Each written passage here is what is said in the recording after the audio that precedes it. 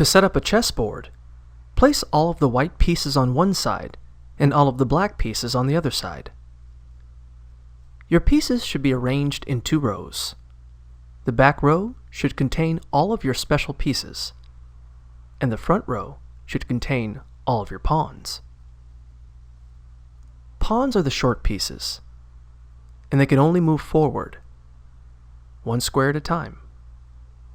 However, when you capture a piece with a pawn, the pawn moves diagonally. To organize the back row, place the rooks or towers on either end. Rooks can only move vertically or horizontally, but they can move as many squares as you want. Then, place the 2 knights, which usually look like horses, beside the 2 rooks.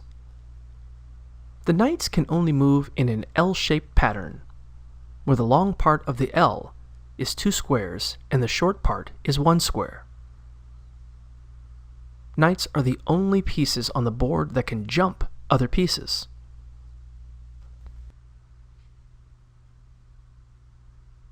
Then, place the 2 bishops beside the knights. The bishops can only move diagonally, but they can move as many squares as you want. Finally, place the king and queen. If you're looking at the board, the queen should be placed on the left, and the king should be placed on the right. The queen can move vertically, horizontally, or diagonally, and she can move as many spaces as you want. The king can move in any direction as well, but he can only move 1 square at a time.